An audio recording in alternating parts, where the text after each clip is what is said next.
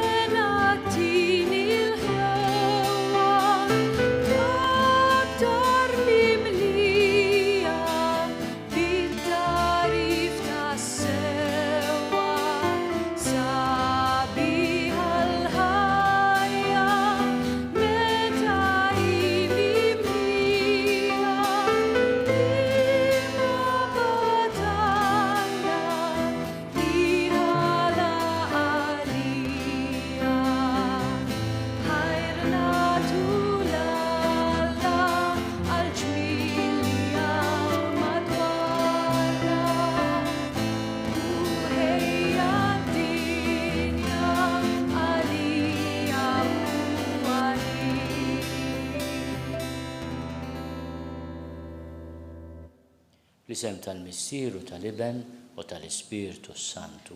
Amen. Il-paċi magħkom. Insellem lil kull min qiegħed isegwina fuq TVM, nirringrazzja lil kull min qed jieħu sehem, anke dawk li qed jipprovdulna l-kant u l-mużika dalgħodu. U nsellem grupp rappreżentattiv u sabiħ tas-Soċjetà tad-Dottrina Nisranija l-Mużeum imwaqfa mill-Qaddis Malti San George Breka. Insellmilkom u nirringrazzjakom f'isem il-poplu talla għall-glorja talla kien kopjejt San George ta' kull ma tagħmlu ma' ulit il-poplu ma' żgħażagħ u anke mal-adulti. Intom u twasslu l-aħbarijiet tajba ta' Ġesu fid-dinja kollha. Naf li hawn ukoll uħud li qed jagħmlu esperjenza missjonarja. Nitolbu ħafna l-jom u għas-soċi kollha tal-mużew kif nafuh. It-taqbila tgħid li tal-mużew kull ma jagħmlu kollox sew. Imma aħna ninsabu quddiem Alla nirringrazzjawh u nitolbu maħfra ta' dnubietna kollha. Nistqal Alla li jista' kollox u lilkom ħuti jiena dnibt ħafna bil-sib, bil-kliem, bil-emil u billi ħallejt dmirijieti tiegħi, bl-akbar tiegħi. Għalhekk nitlob lill-Imqazza Marija dejjem Verġni, lill-Anġu l-Qaddissin kollha u lilkom ħuti biex titolbu għalija lill-Mulej Alla tagħna. Eħenna lina Alla li jista' kollox jafrinna dnubietna u jwassalna l-ħajja ta' dejjem. Mulej ħniena. Kristu ħniena. Mulej ħniena. Glorja l-Alla fil-għoli ta' smewiet u paċi fl-art l-bnedmin ta' rida tajba. Infaħruk, inberkuk, nadurawk, natuk ġir, irrodulek ħajr għal-glorja kbira tiegħek. Mulej Alla Sultan tas-sema, Alla Missier li tista' kollox, Mulej Eben waħdini Ġesu Kristu, Mulej Alla ħaruf tal-Alla bin il-Missier. Int li tneħħi d-nubiet tad-dinja ħinna lina, int li tneħħi d-nubiet tad-dinja il-qatt tal-btana. Int li qiegħed fuq il-lemin tal-Missier ħennarina, għaliex int waħdek Qaddis, int waħdek Mulej, int waħdek il-għoli Ġesu Kristu, mal-Ispiritu Santu, u l-glorja tal-Missier Alla. Amen. Nitolbu. Ħennarina Mulej għaddejja tiegħek u kollok tjieba kattar fuqna d-doni tal-grazzja tiegħek. Biex niċeġġu fil-fidi, fit-tama u fl-imħabba u nisru dejjem sal-aħħar fil-ħarsien tal-kmandamenti tiegħek. Bibnek Ġesu Kristu Sidna li hu Alla u l-miegħek jgħixu jsaltan fl-imkien mal-Ispiritu Santu għal dejjem ta' dejjem.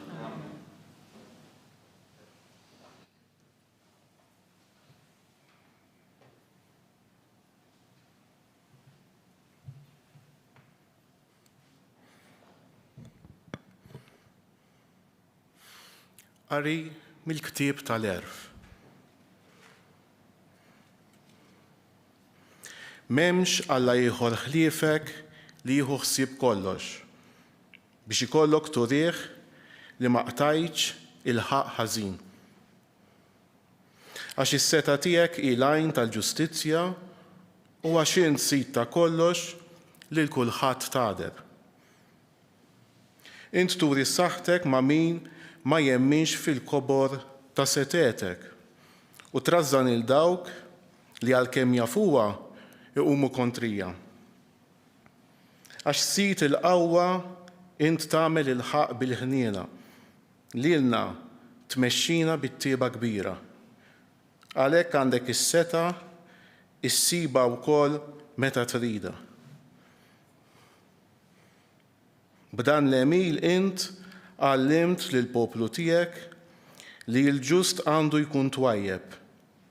Din hi t-tama sabiħa li inti tajt lill-uliedek, li inti tagħti żmien għall-indiema ta' dnubietom. Il-kelma tal-mulej. Nroddu ħajr lill-Alla.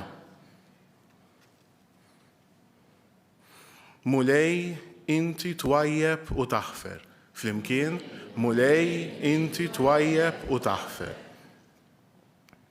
Inti Sidi twajjeb u taħfer. Kollok tieba għal kull min isejjaħlek. Għati widen mulej għat-talba tiegħi isma' l-leħen tal-ilfiq tiegħi. Flimkien, mulej inti twajjeb u taħfer. Il-ġnus kollha li għamilt jiġu jinxteħtu quddiemek u jsebħu ismek Sidi, għax kbir int u emejjel tal-għaġeb tagħmel, inti waħdek Alla, flimkien, mulej int twajjeb u taħfer. Inti Alla Sidi ħanin u twajjeb, iddum biex tagħdab kollok tieba u fedelta. Ħares lejja u ħenna għalija, għati qawwa lil qaddej tiegħek, flimkien, mulej inti twajjeb u taħfer.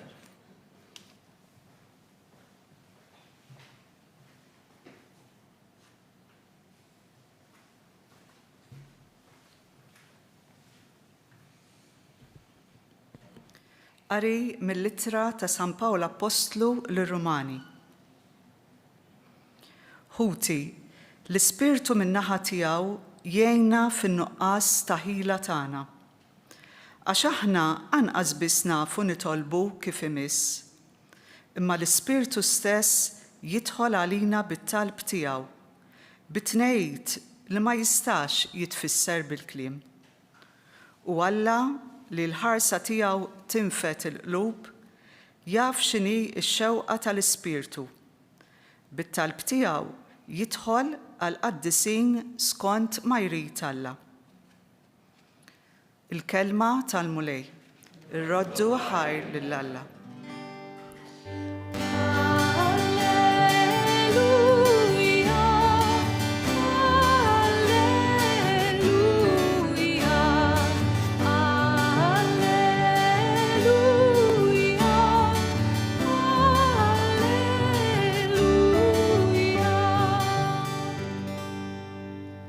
Faħrek missier sit is-sema u l-art, għax inti dawn il-ħwejjeġ tas-saltna u rejthom li ċkejknin.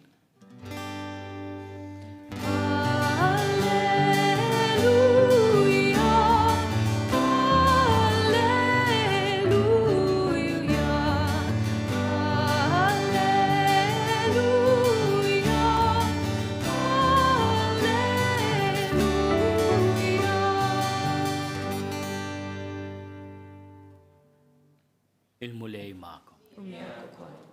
Qari mill-Evanġelju skont San Mattew.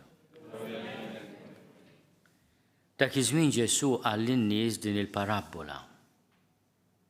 Is-saltna ta' smewwiet tixbaħ lil wieħed raġel li żera żerriegħa tajba fl-għalqa tiegħu. Iżda x'ħin in-nies kienu reqdin, ġie l-għadu tiegħu, żera sikrana qalb il-qamħ u telaq. Meta mbagħad il-qamħ nibet u ħareġ iżbul, tfaċċat ukoll is-sikrana. Resqu l-qaddejja fuq sit l-għalqa u qalulu, Sinjur, int mhux żerriegħa tajba żrajt fl-għalqa tiegħek, mela dis-sikrana mnejn ġiet? Iżdu qalilhom, il-biċċa għamilieli xi għadu tiegħi. Tix immorru niġbruha, qalulu l-qaddejja. Le, qalilhom, għax intom hu tiġbru s-sikrana għandkom nejn taqilgħu magħha il-qamħ ukoll. Erħulhom jikbru tnejn flimkien sal-ħsad. Meta mbagħad jasal il-ħsad, ngħid lill-ħassada, iġbru s-sikrana l-ewwel u orbtuha qatta l-ħruq, imbagħad qiegħdu l-qamħ fil-maħżen tiegħi. Ġibinhom parabola oħra qalilhom, is-saltna ta' smewwiet tixbaħ lil żerriegħa tal-mustarda li wieħed raġel ikun qabad u żeraħħa fl-għalqa tiegħu. Hija ta' bilħaq l-iżgħar fost iż-żrieħ kollha. Iżda meta tikber tkun l-akbar waħda fost il-ħxejjex u ssir siġra, hekk li l-asafar tal-ajru jiġu jbejtu fil-frijaj tagħha. Qalilhom parabola oħra.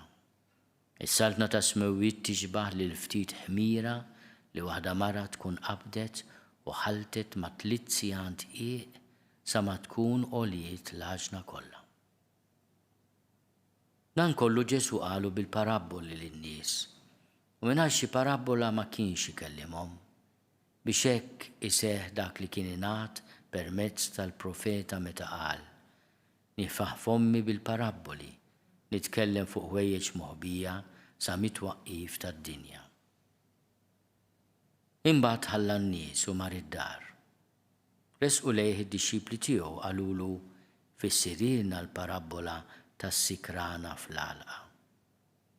U weġibhom, dak li jiżra żerriegħa tajba huwa bin il-bniedem, l-għalqa hija d-dinja. Iż-żerriegħa tajba mawliet is-saltna, is-sikrana u mawliet il-ħażin, u l-għadu li żeraħħa huwa x-xitan. Iħsad ifisser tmiem id-dinja u l-ħassada l-anġli. Mela bħalma s-sikrana jiġbruha u jħarquha fin-nar, hekk isir fi tmiem id-dinja. Bin il-bniedem jibgħat l-anġli tiegħu u ma jiġbru barra mis-saltna tiegħu kull ma jġib it-tfixkil u kull min jagħmel il-ħażen u jixtuhom fil-ħoġġiġa tan-nar. Hemmhekk ikun hemm il-biki u t-tagħżiż ta' snien. Imbagħad il-ġusti jsiru jiddu bħax-xemx fis-saltna ta' missierhom. Min għandu widnejh ħajjisma'. Il-kelma tal-Mulej. It-tagħlim tal-Evanġelju. Dina it-tieni parabola li Ġesu stess jispjega. Fuq kollox f'din il-kollezzjoni ta' paraboli li nsibu fil-kapitlu 13 ta' San Mattew, 2 minnhom huma spjegati minn Ġesu stess. Il-ħadd li għadda smajna il-parabola ta' żerriegħa li taqa' f'diversi tipi ta' art u Ġesu jispjega xi tfisser din il-ħaġa. Llum għalkemm l-ambjent huwa agrikolu, Ġesu għandu intenzjoni oħra meta jitkellem fuq l-għalqa tal-qamħ u s-sikrana. U l-ispjega tiegħu hija ċara ħafna. U peress li spjega jiena m'hemmx għalfejn nivvintaw spjegazzjoni oħra, aħjar nilqgħu l-ispjega tiegħu. Imma forsi id-dover tagħna llum f'riflessjoni qasira hija Imma din il-kelma ta' Ġesu għalija, għalina, forsi anke s-soċjetà tagħna, għad-dinja, xi tfisser? L-ewwel nett, Ġesu li kellimna ċar ta' ħabib tas-sew li hu, donnu ma jiskandalizzax ruħu bil-fatt li fl-għalqa tad-dinja kif isemmija hu se jkun hemm uliet is-saltna li jagħmlu tajjeb, jippruvaw jagħmlu tajjeb, u se jkun hemm ukoll dawk li sedotti mix-xitan jingħataw għall-ħażen, uliet il-ħażen. U se jkunu mħalta u jgħixu fl-imkien. Ir-reazzjoni tagħna hija li l-mulej ngħidulu inti mhux jekk jogħġbok mhux aħjar il-ġudizzju tagħmlu issa u tnaqqi ftit minn dak li qed iħabbtek u jħabbat lilna. Għax aħna donna għandna inqas paċenzja milli għandu hu. U kultant ninsew li għalkemm donnu qed jitkellem fuq żewġ tipi ta' persuni, it-tajjeb u l-ħażin jaf ukoll isib il-bejta fil-qalb tagħna. Li aħna nsibu ruħna taħlita ta' wilt id-dawl u wilt id-dlam. U l-mulej qed jgħid kieku jkolli naqtalkom raskom ma jibqa' lil ħadd ta'. Mhux ejħan nieħdu paċenzja bina nfusna u anke b'xulxin. Imma dan ifisser li aħna il-ħażin ngħidulu tajjeb u t-tajjeb ngħidulu ħażin, ma nasibx li dik l-intenzjoni ta' Ġesu. Anke li Ġesu jitkellem biċ-ċar fuq il-ġudizzju. Kultant aħna nibżgħu minn din il-kelma. Ma Ġesu meta jitkellem fuq il-ħsad wara li l-mulej ikun għamel paċenzja kbira, jitkellem dwar il-ġudizzju, għal Ġesu l-ħsad u għal-ġudizzju.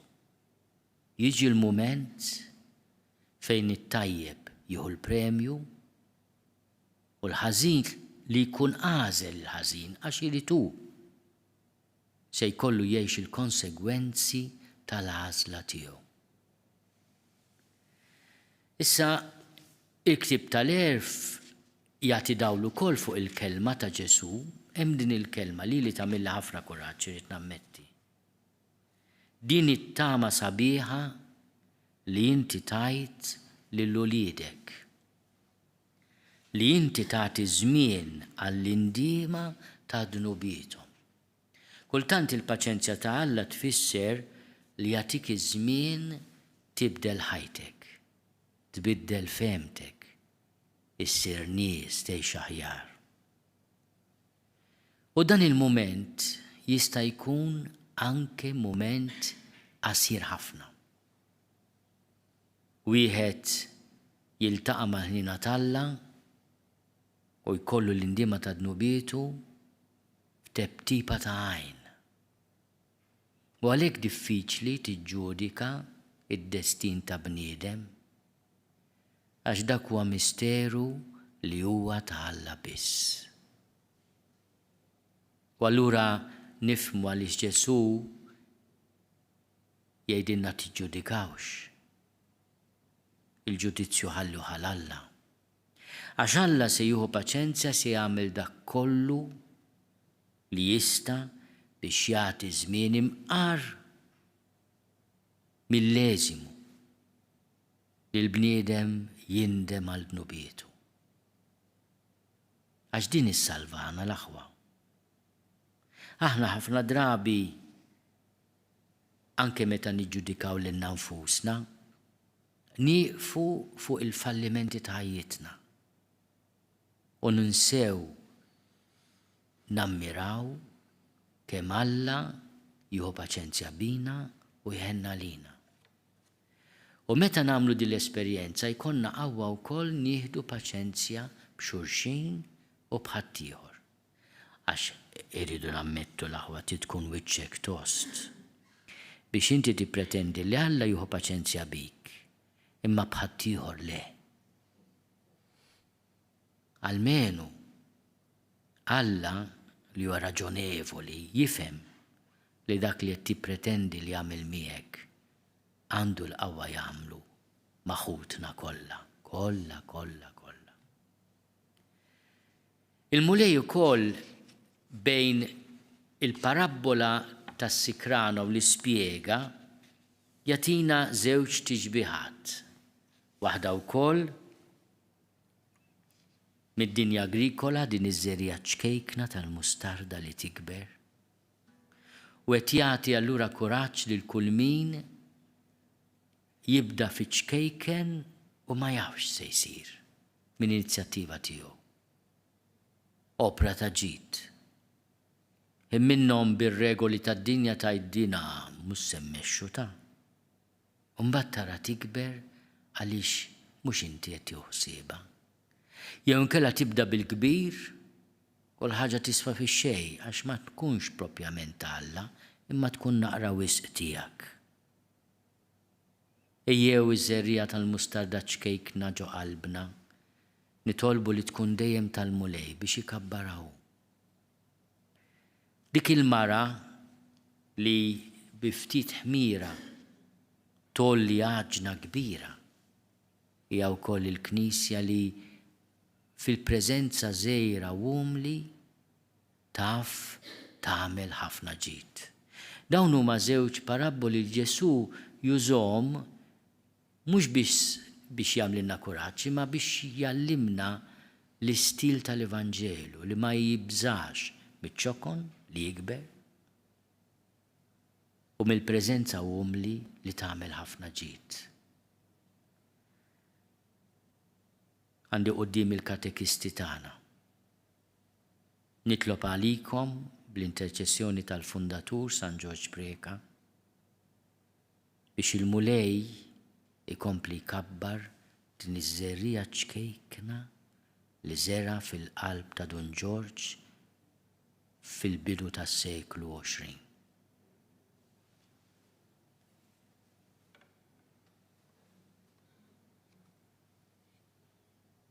Jiena nemmen f'Alla wieħed il-Missier li jista' kollox li ħalaq is-sema u l-art, dak kollu li jidher u dak li ma jidhirx. U f'mulej wieħed Ġesu Kristu ibn waħdini ta' Alla, imnissel minn Missier qabel kull żmien. Alla minn Alla, dawn minn dawn, Alla veru minn Alla veru. Imnissel mhux magħmul, natura waħda mal-Missier u bih sar kollox. Niżel mis-smewwiet għalina l-bnedmin u għall-fidwa tagħna. U ħal-ġisem bis-seta tal-Ispiritu Santu minn Marija Verġni u sar bniedem. Salbuh ħalina bata taħt Ponzju Pilatu, mietu difnuh. Fit-tielet jum qam minn bejn l-imwiet skont il-kolba mqazza. U tela s-sema u qiegħed fuq il-lemin tal-Missier u għandu jerġa' jiġi bil-glorja biex jagħmel ħaq mill-ħajjin u mill-mejtin. U saltna tiegħu ma jkollix tmiem. U fl-Ispiritu Santu mulej li jagħti l-ħajja li ġej mill-Missier u mill-Liben.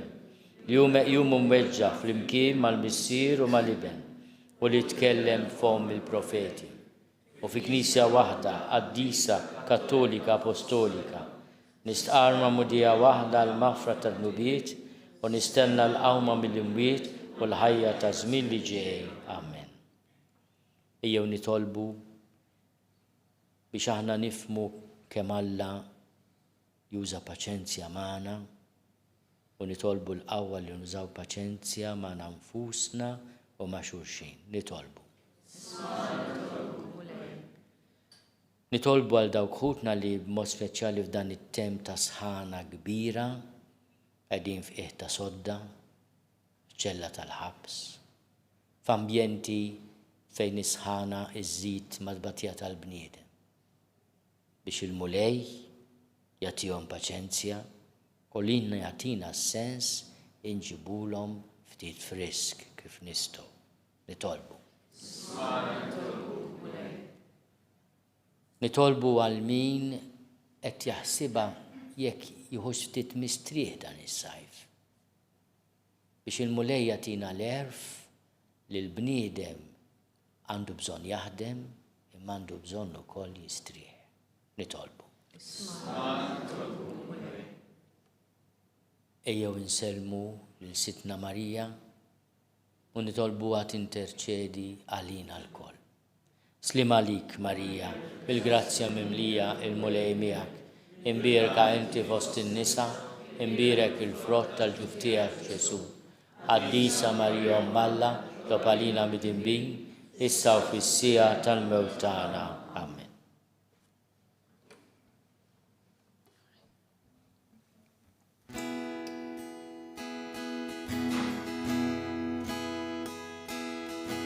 Sibitna ndawru lejn l-artar u naraw is-sagrifiċċju tas-salib. F'dal mument offruta lina l-kol biex fuqek tieħu t-toqol ta' kuljum. Mulej fidejk jinnati ħajti lilek, mulej fidejk ma dal-ħobs u l-inbit, mulej fidejk hawnni r-rida tiegħek fuq dan l-artar, hawnni l-mulej, hawnni.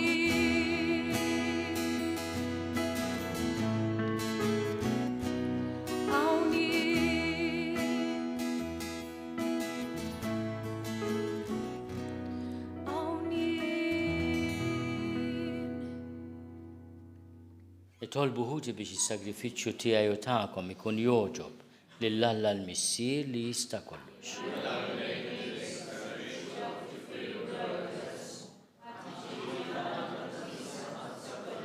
U Alla inti ġbart u temmejt is-sagrifiċċji kollha tal-Patt il-qadim fis-sagrifiċċju wieħed u perfett tal-Patt il-ġdid. Ilqa' dan is-sagrifiċċju li sejrin nofrulek il-qaddejja tiegħek u qadsu kif qaddist dak ta' Abel biex l-offerta li fġieħ il-kobor tiegħek saritlek minn kull wieħed u waħda minna tkun tiswa għas-salvazzjoni ta' kulħadd bi Kristu Sidna. Il-mulej magħkom. Nerfgħu qlubna l fuq. Biżuħaj il-mulej Alla tagħna. Sewwa u xieraq tas-sew mulej missier qaddis. Alla ta' dejjem li tista' kollox. Tajjeb u taġid tas-salvazzjoni tagħna li dejjem u kullimkien inrodulek ħajr. Għax bid-demm ta' ibnek u bil-qawwa tal-Ispiritu Santu erġaj ġbart miegħek lil ulidek li dnub kien ixxerred u biet minnek. U int Alla wieħed fi 3 persuni bil-qawwa tiegħek għaqqadthom f'poplu li hu l-Knisja tiegħek, il-ġisem ta' Kristu, u t-tempju tal-Ispiritu Santu għat-tifħir tal-erf tiegħek bla qies. Għalhekk nissieħbu mal-qtejja tal-anġli u b'feħ kbir infaħruk u ntennulek. Qaddis, qaddis, qaddis, u li Alla tal-eżerċiti, ismewtu l-art mimlija bil-glorja tiegħek, osanna fl-għoli tas-smewwiet, imbirek min ġej f'isem il-mulej, osanna fl-għoli tas-smewwiet. Qaddis tas-sew int mulej, inti l-għajn ta' kull lusija. Qaddis għalhekk nitolbuk dawn l-offerti bil-barka tal-Ispiritu tiegħek biex isiru għalina l-ġisem u d-demm ta' Sidna Ġesu Kristu. Li meta kien se jingħata biex minn rajħibati ħal-ħobs ratti l-ħajr qasam tal id-dixxipli tiegħu u qal: ħudu u kulu l-koll minn dan għax dan huwa ġismi li jingħata għalikom.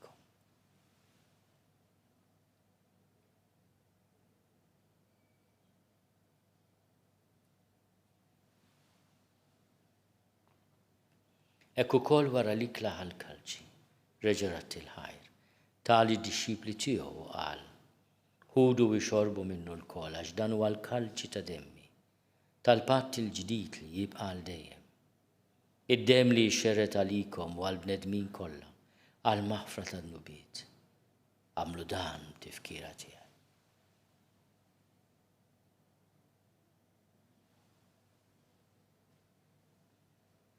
Dan hu l-misteru tal-fidi.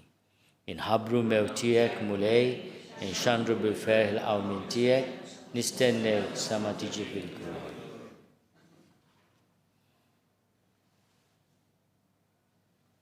Għalhekk aħna nagħmlu dan tifkira tal-mewt u l-qawmien ta' Sidna Ġesu Kristu. Nofrulek mulej il-ħobs tal-ħajja u l-kalċi tas-salvazzjoni. U rrodulek ħajra xorġbok tilqana hawn quddiemek biex naqluk. U minn tagħna nitolbu li l-Ispiritu Santu jaqgħadna f'ġisem wieħed lilna li nieħdu sehem il-ġisem u d-demm ta' Kristu. Ftakar mulej fil-Knisja tiegħek imxerda mad-dinja kollha. U qed taqa' fl-imħabba flimkien mal-Papa Ljun miegħi għaddej tiegħek mingħajr ma jistoli. Mal-Isqof Joseph li qed jgħinni mal-Isqof Anton u mal-Ministri tiegħek kollha. Ftakar ukoll fħutna li raqdu bit-tama tal-qawmien, ftakar fil-mejtin kollha. Daħalhom quddiemek fid-dawl tas-seb tiegħek. Ħenna lina l-koll nitolbuk għati lilna wkoll il-wirt tal-ħajja ta' dejjem. Flimkien mal-Verġni Mqazzom Malla Marija, mal-Arus tagħha San Ġusepp, mal-Apostli u l-qaddisin kollha li jgħixu fil-ħbiberija tiegħek sa mill-bidu tad-dinja. Għamel li magħhom infaħruk u nsebħu Ġesu Kristu ibnek. Bi Kristu, ma' Kristu fi Kristu. Jingħata lilek Alla missi li tista' kollox, flimkien mal-Ispiritu Santu. U l-ġieħu glorja għal dejjem ta' dejjem. Ejjew nitolbu kif għallimna u ridna nagħmlu liben ta' Alla Ġesu għas-salvazzjoni tagħna. Missierna li inti fis-smawiet jitqaddes ismek tiġi saltnatek, ikun li titint kif is-sema ekda fl-art. Ħobżna ta' kuljum għatina llum, aħfrilna d-nubietna għal ma naħfri l-minu ħati għalina. La ddaħħalniex fi tiġrib iżda eħlisna mid-deni. Eħlisna nitolbuk mulej minn kull deni. Għatina fit-tiebu ħnina tiegħek il-paċi fi żmienna. Biex inkunu ħilsa dejjem mid-dnub u mħarsa minn kull inkwiet. Aħna nistennew u nittamaw il-għena u l-miġja tas-Salvatur tagħna, Ġesu Kristu.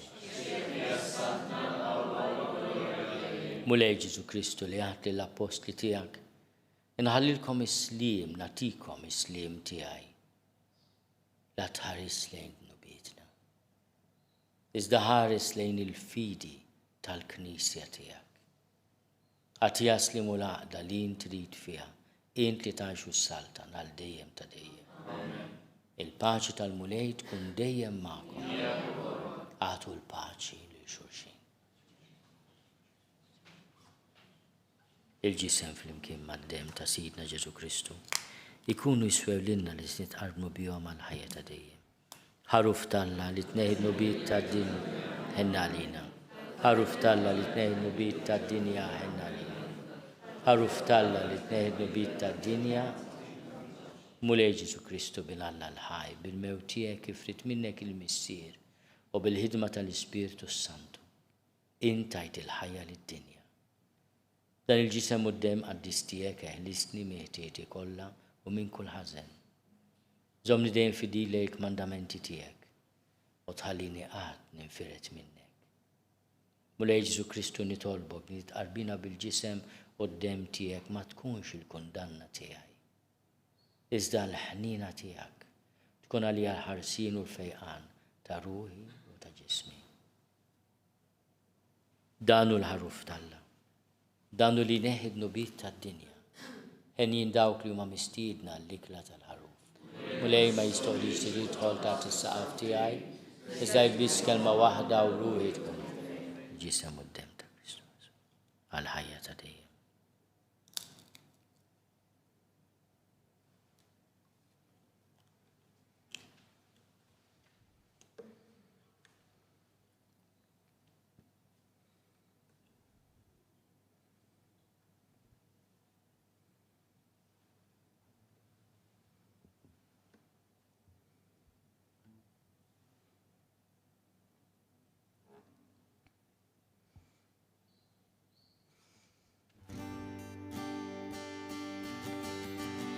Nersaq lejk mulej, biddel din il-qar. Mil-ġdid il-grazzja edha tfur minn ġofi. Ġesu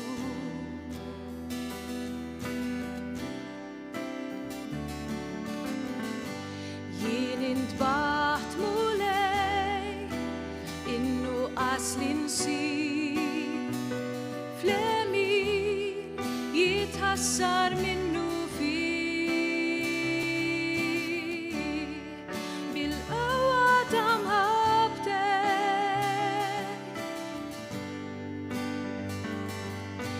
somni qrib għannaqni bimħabbtek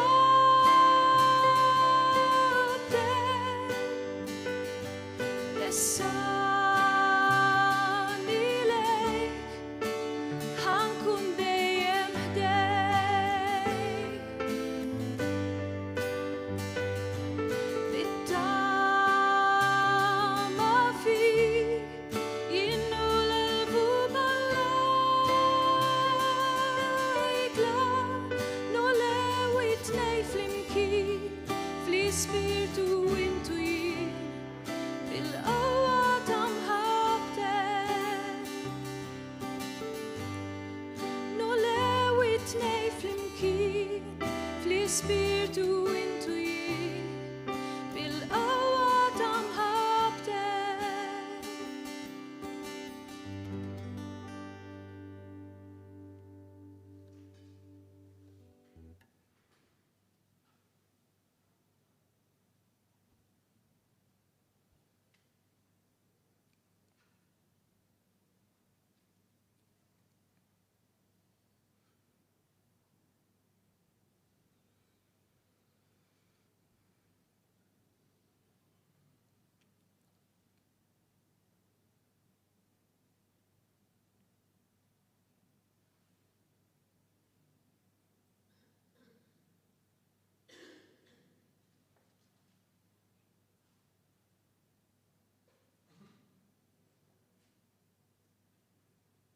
nitol.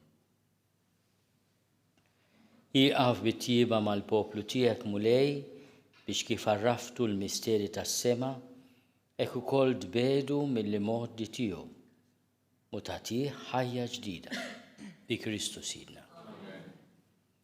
Ninaqat mal-appell tal-awtoritajiet tas-saħħa biex nagħmlu ħilitna u nevitaw is-sigħat ta' sħana dan il-perjodu ta' sħana qawwija ħafna u anke mod speċjali lit-tfal u lill-anzjani nieħdu ħsieb li għandhom biżżejjed xorb, hydration u anke ambjenti friski. Nitolbu ħafna għal morda tagħna b'mod speċjali u għall-anzjani li f'dawn il-mumenti ikollhom tbatija naqra iżjed milli jkollna aħna. Il-mulej magħkom. Iberikkom Alla li jista' kollox il-Missier u l-Iben u l-Ispirtu Santu. Morru fil-paċi ta' Kristu.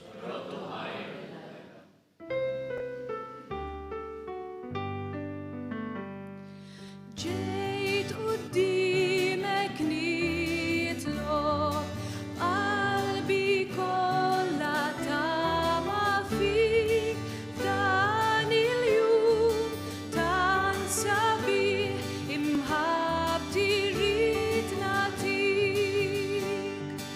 Ave Maria, grazia plena, Dominus tecum, benedicta tu, ħarstek kollha ħlewa, titfa' fuqi dawl ħanin, ta' Ġesu, fuq sibint, kun ommi tul is-snin. Ave Maria, grazia plena, Dominus tecum, benedicta tu. Naslu fit-tmiem din il-quddiesa mill-kappella ġewwa l-Palazz tal-Arċisqof fl-Imdina. Nitolbu. Mulej Ġesu, għenna nifmu r-responsabbiltà u l-konsegwenzi tal-għażliet li nagħmlu. Għenna noħorġu mill-egoizmu tagħna u naħsbu aktar fil-ġid komuni bi Kristu Sidna. Amen. Grazzi tal-li naqattu magħna.